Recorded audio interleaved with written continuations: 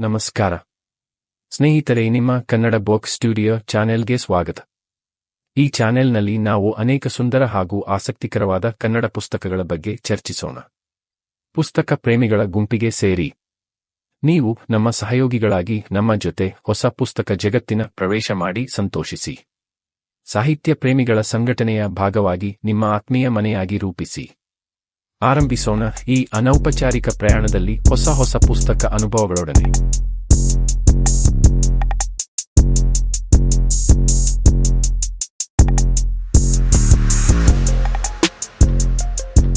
ಹಣದ ಮನೋವಿಜ್ಞಾನ ಅಥವಾ the psychology of money, ಒಂದು ಹಣ ಮತ್ತು ನಡವಳಿಕೆಗಳ ಬಗ್ಗೆ ಹೊರಗಿನ ದೃಷ್ಟಿಯನ್ನು ಅರಿಯಲು ಹೇಗೆ ನಾವು ಪ್ರತಿಸಾರ ಬದಲಾಗುತ್ತಿದ್ದೇವೆ ಮತ್ತು ಇದು ನಮ್ಮ ಹಣ ನಡವಳಿಕೆಗೆ ಹೇಗೆ ಪ್ರಭಾವಿಸಬಹುದು ಎಂದು ಹೇಗೆ ಅರಿಯಬಹುದು ಎನ್ನುವುದನ್ನು ವಿವರಿಸುವ ಪುಸ್ತಕವಾಗಿದೆ. ಹಣದ ನಡವಳಿಕೆಗಳ ಹಿಂದಿನ ಮಾನಸಿಕತೆಯನ್ನು ಪರಿಚಯಿಸುತ್ತದೆ ಮತ್ತು ಸಾಮಾನ್ಯ ಜನರು ಹಣ ಹೇಗೆ ನಡೆಸಬೇಕೆಂಬುದರ ಬಗ್ಗೆ ಮೂಲಭೂತ ಅಂಶಗಳನ್ನು ಬೋಧಿಸುತ್ತದೆ. ದಿ ಸೈಕಾಲಜಿ ಆಫ್ ಮನಿ, ಹಣದ ಮನೋವಿಜ್ಞಾನ. ಮೋರ್ಗನ್ ಹೌಸಲ್ ರವರು ಹಣ ನಿರ್ವಹಣೆಯ ವರ್ತನೆ ಮತ್ತು ಮಾನಸಿಕ ಅಂಶಗಳನ್ನು ಪರಿಶೀಲಿಸುತ್ತಾರೆ. ಆರ್ಥಿಕ ಯಶಸ್ಸಿನಲ್ಲಿ ಭಾವನೆಗಳು, ಪಕ್ಷಪಾತಗಳು ಮತ್ತು ದೀರ್ಘಕಾಲೀನ ಚಿಂತನೆಯ ಪಾತ್ರವನ್ನು ಈ ಪುಸ್ತಕದಲ್ಲಿ ಎತ್ತಿ ತೋರಿಸುತ್ತಾರೆ. ಲೇಖಕರು ಮೋರ್ಗಾನ್ ಹೌಸಲ್ ಆರ್ಥಿಕ ಬರಹಗಾರ ಮತ್ತು ವಿಶ್ಲೇಷಕ, ಅರ್ಥಶಾಸ್ತ್ರ ಮತ್ತು ವರ್ತನೆಯ ಹಣಕಾಸು ಹಿನ್ನೆಲೆಯನ್ನು ಹೊಂದಿದ್ದಾರೆ. ದಿ ಸೈಕಾಲಜಿ ಆಫ್ ಮನಿ ಒಂದು ಹೆಚ್ಚು ಮಾರಾಟವಾದ ಪುಸ್ತಕವಾಗಿದ್ದು, ಅದು 3 ಮಿಲಿಯನ್ ಪ್ರತಿಗಳು ಮಾರಾಟವಾಗಿದೆ ಮತ್ತು 53 ಭಾಷೆಗಳಿಗೆ ಅನುವಾದಗೊಂಡಿದೆ. ಅವರ ಬರಹಗಳು ವ್ಯಕ್ತಿಗಳು ಹಣಕಾಸಿನ ಮಾನವ ಭಾಗವನ್ನು ಉತ್ತಮವಾಗಿ ಅರ್ಥಮಾಡಿಕೊಳ್ಳಲು ಸಹಾಯ ಮಾಡುವಲ್ಲಿ ಮಹತ್ವದ ಪ್ರಭಾವ ಬೀರಿವೆ. ಪುಸ್ತಕದ ಸಾರಾಂಶ. ಈ ಗಮನಾರ್ಹ ಪುಸ್ತಕದೊಳಗೆ ಸುತ್ತುವರಿದ ಬುದ್ಧಿವಂತಿಕೆಯನ್ನು ಬಹಿರಂಗಪಡಿಸಲು ಅಧ್ಯಾಯವಾರು ಪ್ರಯಾಣ ಇಲ್ಲಿದೆ. 1. ಯಾರೂ ಹುಚ್ಚರಲ್ಲ. ಹಣದೊಂದಿಗಿನ ನಿಮ್ಮ ವೈಯಕ್ತಿಕ ಅನುಭವಗಳು ಪ್ರಪಂಚದಲ್ಲಿ ಏನಾಯಿತು ಎಂಬುದರ ಬಗ್ಗೆ ಯಾರಿಗೂ ಅರಿವಿಲ್ಲದಿರಬಹುದು, ಆದರೆ ಪ್ರಪಂಚವು ಹೇಗೆ ಕಾರ್ಯನಿರ್ವಹಿಸುತ್ತದೆ ಎಂದು 80% ನೀವು ಭಾವಿಸುವಿರಿ. ಹಣಕಾಸಿನ ನಿರ್ಧಾರಗಳು ಸಾಮಾನ್ಯವಾಗಿ ಇತರರಿಗೆ ಅಭಾಗಲಬ್ಧವೆಂದು ತೋರುತ್ತದೆ, ಆದರೆ ಅವುಗಳನ್ನು ಮಾಡುವ ವ್ಯಕ್ತಿಗೆ ಅವು ಪರಿಪೂರ್ಣ ಅರ್ಥವನ್ನು ನೀಡುತ್ತವೆ. ಜನರ ವಿಶಿಷ್ಟ ಹಿನ್ನೆಲೆ ಮತ್ತು ಅನುಭವಗಳು ಅವರ ಆರ್ಥಿಕ ನಡವಳಿಕೆಯನ್ನು ಹೇಗೆ ರೂಪಿಸುತ್ತವೆ ಎಂಬುದನ್ನು ಇದು ಪರಿಶೋಧಿಸುತ್ತದೆ. ಕೆಲಸಗಳನ್ನು ಮಾಡಲು ಸರಿಯಾದ ಮಾರ್ಗವಿಲ್ಲ, ನಿಮಗೆ ಸರಿಯಾದ ಮಾರ್ಗ ಮಾತ್ರ. ಸಂಪತ್ತು ನೀವು ತೆಗೆದುಕೊಂಡದ್ದನ್ನು ಖರ್ಚು ಮಾಡಿದ ನಂತರ ಸಂಗ್ರಹವಾದ ಎಂಜಲು. ಜನರನ್ನು ಹೀಯಾಳಿಸಲು ಏನು ಮಾಡುತ್ತದೆ ಎಂಬುದನ್ನು ಅರ್ಥಮಾಡಿಕೊಳ್ಳುವುದು ಹೆಚ್ಚು ತರ್ಕಬದ್ಧ ಆರ್ಥಿಕ ಭವಿಷ್ಯದ ಕಡೆಗೆ ಮೊದಲ ಹೆಜ್ಜೆಯಾಗಿದೆ. ಹಣವು ಕೇವಲ ಮೌಲ್ಯದ ಅಂಗಡಿಯಲ್ಲ, ಇದು ಅನುಭವದ ಸಂಗ್ರಹವಾಗಿದೆ. 2. ಅದೃಷ್ಟ ಮತ್ತು ಅಪಾಯ. ಯಾವುದೂ ಅಂದುಕೊಂಡಷ್ಟು ಒಳ್ಳೆಯದು ಅಥವಾ ಕೆಟ್ಟದ್ದಲ್ಲ. ಸುರಕ್ಷತೆಯ ಅಂಚುಗಳೊಂದಿಗೆ ನಿರ್ಧಾರಗಳನ್ನು ತೆಗೆದುಕೊಳ್ಳುವಲ್ಲಿ ಅದೃಷ್ಟದ ಪಾತ್ರವೂ ಮುಖ್ಯವಾಗಿದೆ. ಬಹಳಷ್ಟು ವಿಷಯಗಳು ತಪ್ಪಾಗುವುದರೊಂದಿಗೆ ಸರಿಯಾಗು. ನೀವು ಕೆಲವು ದೊಡ್ಡ ಪಂತಗಳನ್ನು ಮಾಡಿದರೆ ಮತ್ತು ಅದರ ಮೇಲೆ ಸರಿಯಾಗಿದ್ದರೆ ನೀವು ಅರ್ಧದಷ್ಟು ಸಮಯ ತಪ್ಪಾಗಿರಬಹುದು ಮತ್ತು ಇನ್ನೂ ಅದೃಷ್ಟವನ್ನು ಗಳಿಸಬಹುದು, ಏಕೆಂದರೆ ಸಣ್ಣ ಅಲ್ಪಸಂಖ್ಯಾತ ವಿಷಯಗಳು ಹೆಚ್ಚಿನ ಫಲಿತಾಂಶಗಳಿಗೆ ಕಾರಣವಾಗುತ್ತವೆ. ಅಪಾಯ ಬದಲಾದಂತೆ 2 ಅಂಚಿನ ಕತ್ತಿ. ಸಂಪತ್ತು ನೀವು ನೋಡದಿರುವುದು. ಕಾರುಗಳನ್ನು ಖರೀದಿಸಲಾಗಿಲ್ಲ, ಹಣವನ್ನು ಖರ್ಚು ಮಾಡಲಾಗಿಲ್ಲ, ಹೂಡಿಕೆ ಮಾಡಲಾಗಿಲ್ಲ. ಗರಿಷ್ಠ ಆದಾಯಕ್ಕಾಗಿ ಶ್ರಮಿಸುವುದಕ್ಕಿಂತ ಹೆಚ್ಚಾಗಿ ನಾಶವನ್ನು ತಪ್ಪಿಸುವುದು ಹೆಚ್ಚು ಮುಖ್ಯವಾಗಿದೆ. ನಿರಾಶಾವಾದದ ದುರ್ಮಾರ್ಗ ಏನೆಂದರೆ ನೀವು ದೊಡ್ಡದಾಗಿ ಏನನ್ನೂ ಮಾಡಲು ಸಾಧ್ಯವಿಲ್ಲ ಎಂದು ನೀವೇ ಹೇಳುವ ಮೂಲಕ ಪ್ರಯತ್ನಿಸುವುದರಿಂದ ಹಿಂದುಳಿಯುತ್ತೀರಿ. 3. ಎಂದಿಗೂ ಸಾಕಾಗುವುದಿಲ್ಲ. ಜನರ ಆಸೆಗಳು ಮತ್ತು ಮಹತ್ವಾಕಾಂಕ್ಷೆಗಳು ನಿರಂತರವಾಗಿ ವಿಕಸನಗೊಳ್ಳುತ್ತವೆ. ನಿಮಗೆ ಸಾಕಷ್ಟು ಅಂದರೆ ಏನು ಎಂಬುದನ್ನು ವ್ಯಾಖ್ಯಾನಿಸುವ ಪ್ರಾಮುಖ್ಯತೆಯನ್ನು ಇದು ಚರ್ಚಿಸುತ್ತದೆ. ಉಳಿತಾಯವು ನಿಮ್ಮ ಅಹಂ ಮತ್ತು ನಿಮ್ಮ ಆದಾಯದ ನಡುವಿನ ಅಂತರವಾಗಿದೆ. ಹಣವು ಸ್ವಾತಂತ್ರ್ಯವನ್ನು ಖರೀದಿಸುತ್ತದೆ, ಆದರೆ ಸ್ವಾತಂತ್ರ್ಯವು ಹಣವನ್ನು ಸೃಷ್ಟಿಸುವುದಿಲ್ಲ. ತೃಪ್ತಿಯು ಸಂಪತ್ತಿನ ಒಂದು ರೂಪವಾಗಿದೆ. 4. ಕನ್ಫೌಂಡಿಂಗ್ ಕಾಂಪೌಂಡಿಂಗ್. ಈ ಅಧ್ಯಾಯವು ಹೇಗೆ ಚಿಕ್ಕದಾದ, ಸ್ಥಿರವಾದ ಕ್ರಮಗಳು ಕಾಲಾನಂತರದಲ್ಲಿ ಗಮನಾರ್ಹ ಫಲಿತಾಂಶಗಳಿಗೆ ಕಾರಣವಾಗಬಹುದು ಎಂಬುದನ್ನು ಎತ್ತಿ ತೋರಿಸುತ್ತದೆ. ಸಮಯವು ಸಂಪತ್ತಿನ ಅತ್ಯಂತ ಶಕ್ತಿಶಾಲಿ ಅಂಶವಾಗಿದೆ. ಶ್ರೀಮಂತರಾಗುವುದು ಉತ್ತಮ ಆದಾಯದ ಯುದ್ಧವಲ್ಲ, ಇದು ಆಟದಲ್ಲಿ ಉಳಿಯುವ ಯುದ್ಧವಾಗಿದೆ. ಸಂಪತ್ತನ್ನು ಸಂಗ್ರಹಿಸುವಲ್ಲಿ ಏಕೈಕ ಪ್ರಮುಖ ವೇರಿಯಬಲ್ ನಿಮ್ಮ ಸ್ವಂತ ಮಾರ್ಗದಿಂದ ಹೊರಬರುತ್ತಿದೆ. ನಿಮ್ಮ ಸಮಯದ ಮೇಲೆ ನೀವು ಹೆಚ್ಚು ನಿಯಂತ್ರಣವನ್ನು ಹೊಂದಿದ್ದೀರಿ, ಅದು ಹೆಚ್ಚು ಮೌಲ್ಯಯುತವಾಗಿದೆ. 5. ಸಂಪತ್ತನ್ನು ಪಡೆಯುವುದು ವರ್ಸ್ ಶ್ರೀಮಂತರಾಗಿ ಉಳಿಯುವುದು. ಉತ್ತಮ ಹೂಡಿಕೆಯೆಂದರೆ ಒಳ್ಳೆಯ ನಿರ್ಧಾರಗಳನ್ನು ತೆಗೆದುಕೊಳ್ಳಬೇಕೆಂದೇನೂ ಇಲ್ಲ, ಇದು ನಿರಂತರವಾಗಿ ಸ್ಕ್ರೂಯಿಂಗ್ ಮಾಡದಿರುವ ಬಗ್ಗೆ. ಈ ಅಧ್ಯಾಯವು ಜನರು ತಮ್ಮ ಸಂಪತ್ತನ್ನು ಸ್ವಾಧೀನಪಡಿಸಿಕೊಂಡ ನಂತರ ಅದನ್ನು ಸಂರಕ್ಷಿಸುವಲ್ಲಿ ಎದುರಿಸುವ ಸವಾಲುಗಳನ್ನು ಚರ್ಚಿಸುತ್ತದೆ, ವಿನಾಶಕಾರಿ ನಡವಳಿಕೆಗಳನ್ನು ತಪ್ಪಿಸುವ ಪ್ರಾಮುಖ್ಯತೆಯನ್ನು ಒತ್ತಿ ಹೇಳುತ್ತದೆ. ಸಂಪತ್ತು ಎಂದರೆ ನೀವು ಖರ್ಚು ಮಾಡದ ಹೆಚ್ಚುವರಿ ನಗದು. ಹಣವು ಹಿಂದಿನ ಜನರು ಪರಸ್ಪರ ಹೇಳಲು ಒಪ್ಪಿಕೊಂಡ ಕಥೆಯಾಗಿದೆ, ಮತ್ತು ಆ ಕಥೆಗಳು ಬದಲಾಗಬಹುದು. ಆರ್ಥಿಕ ಯಶಸ್ಸನ್ನು ತಲುಪಲು ಸ್ವಲ್ಪ ಅಪಾಯವನ್ನು ತೆಗೆದುಕೊಳ್ಳುವ ಅಗತ್ಯವಿರುತ್ತದೆ, ಆದರೆ ನಿಜವಾದ ಕೀಲಿಯು ನೀವು ಮಾಡಿದ್ದನ್ನು ಕಳೆದುಕೊಳ್ಳಬಾರದು. 6 ಬಾಲಗಳು ನೀವು ಗೆಲ್ಲುತ್ತೀರಿ. ಅಪರೂಪದ ಮತ್ತು ವಿಪರೀತ ಘಟನೆಗಳು, ಟೈಲ್ಸ್ ಎಂದು ಕರೆಯಲ್ಪಡುತ್ತವೆ, ನಮ್ಮ ಆರ್ಥಿಕ ಜೀವನದ ಮೇಲೆ ಅಸಮಾನವಾದ ಪರಿಣಾಮವನ್ನು ಬೀರುತ್ತವೆ. ಅನಿರೀಕ್ಷಿತ ಘಟನೆಗಳಿಗೆ ಸಿದ್ಧರಾಗಿರುವುದು ಬಹಳ ಮುಖ್ಯ. ನೀವು ಅರ್ಧ ಸಮಯ ತಪ್ಪಾಗಿರಬಹುದು, ಆದರೆ ಇನ್ನೂ ಅದೃಷ್ಟವನ್ನು ಗಳಿಸಬಹುದು. ನಮ್ಮಲ್ಲಿ ಹೆಚ್ಚಿನವರು ನಮ್ಮ ಆರ್ಥಿಕ ಜೀವನದ ಹಾದಿಯನ್ನು ನಿರ್ಧರಿಸುವ ಕೆಲವು ವಿಪರೀತ ಘಟನೆಗಳನ್ನು ಅನುಭವಿಸುತ್ತಾರೆ. ನಿಮ್ಮ ಒಳ್ಳೆಯ ಆಲೋಚನೆಗಳು ತೀರಿಸಲು ಸಾಕಷ್ಟು ಸಮಯದವರೆಗೆ ಜೀವನದ ಯಾದೃಚ್ಛಿಕತೆಯನ್ನು ಬದುಕಲು ಸಾಧ್ಯವಾಗುವುದು ಅತ್ಯಂತ ಮುಖ್ಯವಾದ ವಿಷಯವಾಗಿದೆ. ನೀವು ಉತ್ತಮರಾಗಬೇಕಾಗಿಲ್ಲ, ನೀವು ಸಾಕಷ್ಟು ಒಳ್ಳೆಯವರಾಗಿರಬೇಕು, ಸಾಕಷ್ಟು ಸಮಯ ಮತ್ತು ಕೆಲವು ಅರ್ಥಪೂರ್ಣ ಅವಕಾಶಗಳೊಂದಿಗೆ. 7 ಸ್ವಾತಂತ್ರ್ಯ. ಹಣಕಾಸಿನ ಸ್ವಾತಂತ್ರ್ಯವನ್ನು ಸಾಮಾನ್ಯವಾಗಿ ತಪ್ಪಾಗಿ ಅರ್ಥೈಸಲಾಗುತ್ತದೆ. ಅಧ್ಯಾಯವು ಹಣಕಾಸಿನ ನಿರ್ಧಾರ ಮಾಡುವಿಕೆಯಲ್ಲಿ ಸ್ವಾತಂತ್ರ್ಯ ಮತ್ತು ಭದ್ರತೆಯ ನಡುವಿನ ವ್ಯಾಪಾರ ವಹಿವಾಟುಗಳನ್ನು ಚರ್ಚಿಸುತ್ತದೆ. ನಿಮ್ಮ ಸಮಯವನ್ನು ನಿಯಂತ್ರಿಸುವುದು ಹೆಚ್ಚಿನ ಲಾಭಾಂಶದ ಹಣವನ್ನು ಪಾವತಿಸುತ್ತದೆ. ಹಣಕಾಸಿನ ಸ್ವತ್ತುಗಳು ಆಯ್ಕೆಗಳನ್ನು ಖರೀದಿಸುತ್ತವೆ, ಮತ್ತು ನಾವೆಲ್ಲರೂ ಹುಡುಕುತ್ತಿರುವುದು ಇದನ್ನೇ. ನಾವು ಬಯಸಿದಾಗ ನಮಗೆ ಬೇಕಾದುದನ್ನು ಮಾಡುವ ಆಯ್ಕೆಗಳು. ನಿಮಗೆ ಬೇಕಾದುದನ್ನು ನಿಮಗೆ ಬೇಕಾದಾಗ, ನಿಮಗೆ ಬೇಕಾದವರೊಂದಿಗೆ ನಿಮಗೆ ಬೇಕಾದಷ್ಟು ಕಾಲ ಮಾಡುವ ಸ್ವಾತಂತ್ರ್ಯವು ಅಮೂಲ್ಯವಾದುದು. 8 ಕಾರ್ ವಿರೋಧಾಭಾಸದಲ್ಲಿ ಮನುಷ್ಯ. ಜನರು ಸಾಮಾನ್ಯವಾಗಿ ಹಣಕಾಸಿನ ನಿರ್ಧಾರಗಳನ್ನು ತೆಗೆದುಕೊಳ್ಳುತ್ತಾರೆ, ಅದು ಆರ್ಥಿಕ ಯೋಗಕ್ಷೇಮಕ್ಕಿಂತ ಕಾಣಿಸಿಕೊಳ್ಳುವಿಕೆಗೆ ಆದ್ಯತೆ ನೀಡುತ್ತದೆ. ಸಾಮಾಜಿಕ ಹೋಲಿಕೆಯು ಆರ್ಥಿಕ ಅಭದ್ರತೆಗೆ ಕಾರಣವಾಗಬಹುದು. ನಿಮ್ಮ ಆಸ್ತಿಯಿಂದ ನಿಮ್ಮಷ್ಟು ಪ್ರಭಾವಿತರಾದವರು ಯಾರೂ ಇಲ್ಲ. ನಿಮ್ಮನ್ನು ಪ್ರತ್ಯೇಕಿಸಲು ಸುಲಭವಾದ ಮಾರ್ಗವಿಲ್ಲ.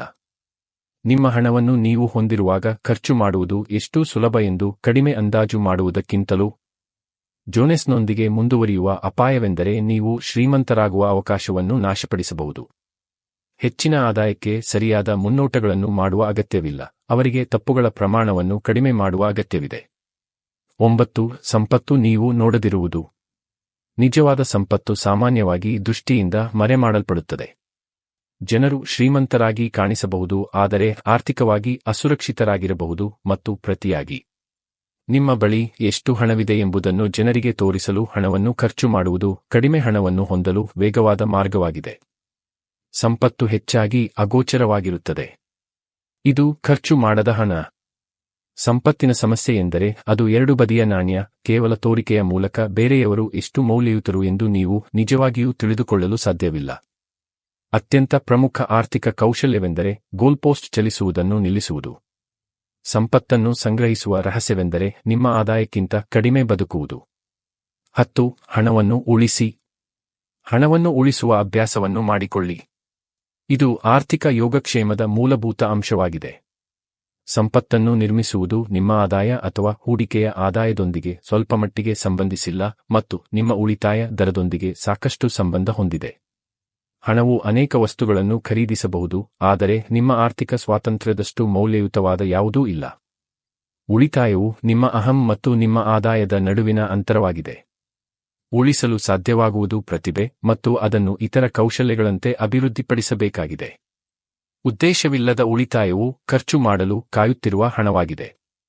11 ಸಮಂಜಸವಾದ ತರ್ಕಬದ್ಧ. ಹೂಡಿಕೆದಾರರು ಕೆಲವೊಮ್ಮೆ ಅಭಾಗಲಬ್ಧವಾಗಿ ವರ್ತಿಸುತ್ತಾರೆ ಮತ್ತು ಅವರ ಭಾವನೆಗಳು ಅವರ ಹಣಕಾಸಿನ ನಿರ್ಧಾರವನ್ನು ನಡೆಸುತ್ತವೆ. ಇದು ಹೂಡಿಕೆಗೆ ಹೆಚ್ಚು ತರ್ಕಬದ್ಧ ಮತ್ತು ಶಿಸ್ತಿನ ವಿಧಾನವನ್ನು ಪ್ರತಿಪಾದಿಸುತ್ತದೆ. ಹೂಡಿಕೆಯು ಹಣಕಾಸಿನ ಅಧ್ಯಯನವಲ್ಲ, ಇದು ಜನರು ಹಣದೊಂದಿಗೆ ಹೇಗೆ ವರ್ತಿಸುತ್ತಾರೆ ಎಂಬುದರ ಅಧ್ಯಯನವಾಗಿದೆ. ಸರಾಸರಿಗಿಂತ ಹೆಚ್ಚಿನ ಹೂಡಿಕೆದಾರರಾಗಿರುವುದು ಪ್ರಾಪಂಚಿಕ, ಸಾಮಾನ್ಯ ಮಾಸ್ಟರಿಂಗ್ ಆಗಿದೆ. ಸ್ಟಾಕ್ ಮಾರುಕಟ್ಟೆಯು ಮಾನಸಿಕ ಪ್ರಯೋಗವಾಗಿದೆ. ಉತ್ತಮ ಹೂಡಿಕೆಯು ಅತ್ಯಧಿಕ ಆದಾಯವನ್ನು ಗಳಿಸುವುದರ ಬಗ್ಗೆ ಅಗತ್ಯವಾಗಿಲ್ಲ, ಇದು ನೀವು ಅಂಟಿಕೊಳ್ಳಬಹುದಾದ ಉತ್ತಮ ಆದಾಯವನ್ನು ಗಳಿಸುವ ಬಗ್ಗೆ. 12 ಆಶ್ಚರ್ಯ. ಜೀವನದಲ್ಲಿ ಆಶ್ಚರ್ಯಗಳು ಅನಿವಾರ್ಯ. ಹಣಕಾಸಿನ ಮೇಲೆ ಅದರ ಅನಿರೀಕ್ಷಿತ ಪ್ರಭಾವಕ್ಕೆ ಸಿದ್ಧರಾಗಿರುವುದು ಮುಖ್ಯ. ಇತಿಹಾಸವು ಬದಲಾವಣೆಯ ಅಧ್ಯಯನವಾಗಿದೆ, ಇದನ್ನು ಭವಿಷ್ಯದ ನಕ್ಷೆಯಾಗಿ ವ್ಯಂಗ್ಯವಾಗಿ ಬಳಸಲಾಗುತ್ತದೆ. ನಿಮ್ಮ ನಿರೀಕ್ಷೆಗಳನ್ನು ನೀವು ಹೆಚ್ಚು ಆಗಾಗ್ಗೆ ನವೀಕರಿಸುತ್ತೀರಿ, ಆಶ್ಚರ್ಯಗಳಿಂದ ನೀವು ಹೆಚ್ಚು ದುರ್ಬಲರಾಗುತ್ತೀರಿ. ನೀವು ಆಶ್ಚರ್ಯಗಳನ್ನು ನಿಯಂತ್ರಿಸಲು ಸಾಧ್ಯವಿಲ್ಲ, ಆದರೆ ನೀವು ಅವುಗಳನ್ನು ಹೇಗೆ ತಯಾರಿಸುತ್ತೀರಿ ಎಂಬುದನ್ನು ನೀವು ನಿಯಂತ್ರಿಸಬಹುದು. 13. ದೋಷಕ್ಕಾಗಿ ಕೊಠಡಿ. ದೋಷಗಳಿಗೆ ಜಾಗವನ್ನು ಬಿಡುವುದು ಮತ್ತು ಹೆಚ್ಚಿನ ಅಪಾಯಗಳನ್ನು ತೆಗೆದುಕೊಳ್ಳದಿರುವುದು ಮುಖ್ಯ. ಯೋಜನೆಯು ಮುಖ್ಯವಾಗಿದೆ, ಆದರೆ ಪ್ರತಿ ಯೋಜನೆಯ ಪ್ರಮುಖ ಭಾಗವೆಂದರೆ ಯೋಜನೆಯ ಪ್ರಕಾರ ನಡೆಯದ ಯೋಜನೆಯನ್ನು ಯೋಜಿಸುವುದು. ಸುರಕ್ಷತೆಯ ಅಂಚು ನಿಮಗೆ ತಿಳಿದಿಲ್ಲದ ಮತ್ತು ಮುನ್ಸೂಚಿಸಲು ಸಾಧ್ಯವಿಲ್ಲ ಎಂಬುದನ್ನು ತಿಳಿದುಕೊಳ್ಳುವುದು. ಜೀವನದಲ್ಲಿ ಒಂದು ದೊಡ್ಡ ಗುರಿಯು ನಾಶವಾಗುವ ಸಾಧ್ಯತೆಗಳನ್ನು ಕಡಿಮೆ ಮಾಡುವುದು. ಶಿಕ್ಷಣವನ್ನು ಶಾಲಾ ಶಿಕ್ಷಣದೊಂದಿಗೆ ಗೊಂದಲಗೊಳಿಸಬೇಡಿ. ಎಲ್ಲರಿಗಿಂತ ಶ್ರೇಷ್ಠ ಶಿಕ್ಷಕನು ಮಾಡುತ್ತಿದ್ದಾನೆ. 14. ನೀವು ಬದಲಾಗುತ್ತೀರಿ. ದೀರ್ಘಾವಧಿಯ ಯೋಜನೆಯು ತೋರುತ್ತಿರುವುದಕ್ಕಿಂತ ಕಠಿಣವಾಗಿದೆ, ಏಕೆಂದರೆ ಜನರ ಗುರಿಗಳು ಮತ್ತು ಆಸೆಗಳು ಕಾಲಾನಂತರದಲ್ಲಿ ಬದಲಾಗುತ್ತವೆ. ಆದ್ದರಿಂದ ಹಣಕಾಸಿನ ನಮ್ಯತೆ ಮತ್ತು ಹೊಂದಾಣಿಕೆಯ ಅವಶ್ಯಕತೆಯಿದೆ. ರಾತ್ರಿಯಲ್ಲಿ ನಿದ್ರಿಸಲು ನಿಮಗೆ ಸಹಾಯ ಮಾಡುವ ಏಕೈಕ ಆರ್ಥಿಕ ಯೋಜನೆ ಮುಖ್ಯವಾಗಿದೆ. ಜೀವನವು ಕ್ಷಿಪ್ರ ನಿರ್ಧಾರಗಳ ಸರಣಿಯಾಗಿದೆ. ಅತ್ಯುತ್ತಮ ಹಣಕಾಸು ಯೋಜನೆಯೆಂದರೆ ನೀವು ಅಂಟಿಕೊಳ್ಳಬಹುದು. 15. ಯಾವುದೂ ಉಚಿತವಲ್ಲ. ಪ್ರತಿಯೊಂದಕ್ಕೂ ಬೆಲೆಯಿದೆ, ಆದರೆ ಎಲ್ಲ ಬೆಲೆಗಳು ಲೇಬಲ್ಗಳಲ್ಲಿ ಕಾಣಿಸುವುದಿಲ್ಲ. ಹಣಕಾಸಿನಲ್ಲಿ ಯಾವುದೇ ಉಚಿತ ಊಟವಿಲ್ಲ ಮತ್ತು ಪ್ರತಿ ಹಣಕಾಸಿನ ನಿರ್ಧಾರವು ವ್ಯಾಪಾರ ವಹಿವಾಟುಗಳೊಂದಿಗೆ ಬರುತ್ತದೆ. ಅಪಾಯವೆಂದರೆ ನೀವು ನೋಡದಿರುವುದು. ಕಠಿಣ ಆರ್ಥಿಕ ಕೌಶಲ್ಯವೆಂದರೆ ಗೋಲ್ ಪೋಸ್ಟ್ ಚಲಿಸುವುದನ್ನು ನಿಲ್ಲಿಸುವುದು. ಆರ್ಥಿಕ ಮನಸ್ಸಿನ ಶಾಂತಿಗಾಗಿ ಪಾವತಿಸಬೇಕಾದ ಬೆಲೆಯಿದೆ, ಮತ್ತು ಇದು ಪ್ರತಿ ಪೆನ್ನಿಗೆ ಯೋಗ್ಯವಾಗಿದೆ. 16. ನೀವು ಮತ್ತು ನಾನು. ಸಾಮಾಜಿಕ ಮತ್ತು ಸಾಂಸ್ಕೃತಿಕ ಅಂಶಗಳು ಹಣಕಾಸಿನ ನಡವಳಿಕೆಯ ಮೇಲೆ ಪ್ರಭಾವ ಬೀರುತ್ತವೆ. ನಮ್ಮ ಪರಿಸರವು ನಮ್ಮ ಆರ್ಥಿಕ ನಿರ್ಧಾರಗಳನ್ನು ರೂಪಿಸುತ್ತದೆ. ನಿಮಗಿಂತ ವಿಭಿನ್ನ ಆಟವನ್ನು ಆಡುವ ಜನರಿಂದ ಹಣಕಾಸಿನ ಸೂಚನೆಗಳನ್ನು ತೆಗೆದುಕೊಳ್ಳುವಲ್ಲಿ ಎಚ್ಚರವಹಿಸಿ. ಬೇರೆ ಆಟ ಆಡುವ ಜನರಿಂದ ನಿಮ್ಮ ಕ್ರಿಯೆಗಳು ಪ್ರಭಾವಿತವಾಗುತ್ತಿಲ್ಲ ಎಂದು ಖಚಿತಪಡಿಸಿಕೊಳ್ಳಿ. ಸಂಪತ್ತು ನೀವು ನೋಡದಿರುವುದು. ಇದು ಖರೀದಿಸದ ಉತ್ತಮ ಕಾರುಗಳು. ವಜ್ರಗಳನ್ನು ಖರೀದಿಸಿಲ್ಲ. ನೀವು ಚಿಕ್ಕವರಾಗಿದ್ದಾಗ ನೀವು ಇತರ ಜನರ ವಿರುದ್ಧ ಸ್ಪರ್ಧಿಸುತ್ತೀರಿ. ನೀವು ವಯಸ್ಸಾದಾಗ ನಿಮ್ಮ ಕಿರಿಯ ವಿರುದ್ಧ ಸ್ಪರ್ಧಿಸುತ್ತೀರಿ. 17. ನಿರಾಶಾವಾದದ ಸೆಡಕ್ಷನ್. ಆಶಾವಾದವು ಮಾರಾಟದ ಪಿಚ್ನಂತೆ ಧ್ವನಿಸುತ್ತದೆ. ಯಾರಾದರೂ ನಿಮಗೆ ಸಹಾಯ ಮಾಡಲು ಪ್ರಯತ್ನಿಸುತ್ತಿರುವಂತೆ ನಿರಾಶಾವಾದವು ಧ್ವನಿಸುತ್ತದೆ. ನಿರಾಶಾವಾದವು ಜನರು ಕಳಪೆ ಆರ್ಥಿಕ ನಿರ್ಧಾರಗಳನ್ನು ತೆಗೆದುಕೊಳ್ಳಲು ಕಾರಣವಾಗಬಹುದು. ಇದು ಹೆಚ್ಚು ಸಮತೋಲಿತ ಮತ್ತು ವಾಸ್ತವಿಕ ದೃಷ್ಟಿಕೋನವನ್ನು ಪ್ರತಿಪಾದಿಸುತ್ತದೆ. ಜೋನೆಸ್ನೊಂದಿಗೆ ಮುಂದುವರಿಯುವ ಅಪಾಯವೆಂದರೆ ನೀವು ಶ್ರೀಮಂತರಾಗುವ ಅವಕಾಶವನ್ನು ನಾಶಪಡಿಸಬಹುದು. ನಿರಾಶಾವಾದವು ಒಂದು ಚಟವಾಗಿದೆ ಮತ್ತು ಸುದ್ದಿಯು ಔಷಧವಾಗಿದೆ. ಸ್ಟಾಕ್ ಮಾರುಕಟ್ಟೆಯು ತಾಳ್ಮೆಯಿಲ್ಲದವರಿಂದ ರೋಗಿಗೆ ಹಣವನ್ನು ವರ್ಗಾಯಿಸುವ ಸಾಧನವಾಗಿದೆ. ಸಂಪತ್ತನ್ನು ನಿರ್ಮಿಸಲು ನೀವು ಬಂಡವಾಳವನ್ನು ಸಂರಕ್ಷಿಸಬೇಕು, ತೆರಿಗೆಗಳನ್ನು ಕಡಿಮೆ ಮಾಡಬೇಕು ಮತ್ತು ಬಹಳಷ್ಟು ಉಳಿಸಬೇಕು. ಉಳಿದೆಲ್ಲವೂ ಗೌಣ. ಪ್ರಗತಿಯು ಗಮನಿಸಲು ತುಂಬಾ ನಿಧಾನವಾಗಿ ಸಂಭವಿಸುತ್ತದೆ, ಆದರೆ ನಿರ್ಲಕ್ಷಿಸಲು ಹಿನ್ನಡೆಯು ತುಂಬಾ ವೇಗವಾಗಿ ಸಂಭವಿಸುತ್ತದೆ. 18. ನೀವು ಯಾವುದನ್ನಾದರೂ ನಂಬಿದಾಗ. ಮನಮುಟ್ಟುವ ಕಾಲ್ಪನಿಕ ಕಥೆಗಳು ಮತ್ತು ಅಂಕಿಅಂಶಗಳಿಗಿಂತ ಕಥೆಗಳು ಏಕೆ ಹೆಚ್ಚು ಶಕ್ತಿಯುತವಾಗಿವೆ? ಈ ಅಧ್ಯಾಯವು ಹಣಕಾಸಿನ ನಿರ್ಧಾರಗಳ ಮೇಲೆ ನಿರೂಪಣೆಗಳು ಮತ್ತು ಕಥೆಗಳ ಪ್ರಭಾವವನ್ನು ಚರ್ಚಿಸುತ್ತದೆ. ನಿಮಗಾಗಿ ಯೋಚಿಸುವುದಕ್ಕೆ ಪರ್ಯಾಯವಿಲ್ಲ. ನಿರಾಶಾವಾದದ ಸೆಡಕ್ಷನ್ ಏನೆಂದರೆ, ನೀವು ದೊಡ್ಡದಾಗಿ ಏನನ್ನು ಮಾಡಲು ಸಾಧ್ಯವಿಲ್ಲ ಎಂದು ನೀವೇ ಹೇಳುವ ಮೂಲಕ ನೀವು ಪ್ರಯತ್ನಿಸುವುದರಿಂದ ನೀವು ಕ್ಷಮಿಸಲ್ಪಡುತ್ತೀರಿ. ಏನಾದರೂ ನಿಜವಾಗಬೇಕೆಂದು ನೀವು ಹೆಚ್ಚು ಬಯಸುತ್ತೀರಿ, ಹೆಚ್ಚು ಸಾಧ್ಯತೆ ಇರುತ್ತದೆ. ನಿಜವಾಗಲು ಇರುವ ಸಾಧ್ಯತೆಗಳನ್ನು ಅತಿಯಾಗಿ ಅಂದಾಜು ಮಾಡುವ ಕಥೆಯನ್ನು ನಂಬಬೇಕು. ಪ್ರತಿಯೊಬ್ಬರೂ ಪ್ರಪಂಚದ ಬಗ್ಗೆ ಅಪೂರ್ಣ ದೃಷ್ಟಿಕೋನವನ್ನು ಹೊಂದಿದ್ದಾರೆ. ಆದರೆ ಅಂತರವನ್ನು ತುಂಬಲು ನಾವು ಸಂಪೂರ್ಣ ನಿರೂಪಣೆಯನ್ನು ರೂಪಿಸುತ್ತೇವೆ. 19. ಈಗ ಎಲ್ಲರೂ ಒಟ್ಟಿಗೆ. ಹಣಕಾಸಿನ ಗುರಿಗಳನ್ನು ಸಾಧಿಸುವಲ್ಲಿ ಸಹಕಾರ ಮತ್ತು ಸಹಕಾರ ಬಹಳ ಮುಖ್ಯ. ಆರ್ಥಿಕ ಯಶಸ್ಸಿನಲ್ಲಿ ಸಂಬಂಧಗಳು ದೊಡ್ಡ ಪಾತ್ರವನ್ನು ಹೊಂದಿವೆ. ನೀವು ಜನರೊಂದಿಗೆ ಚೆನ್ನಾಗಿರದಿದ್ದರೆ ಹಣದಿಂದ ಒಳ್ಳೆಯವರಾಗಿರುವುದು ಏನೂ ಅಲ್ಲ.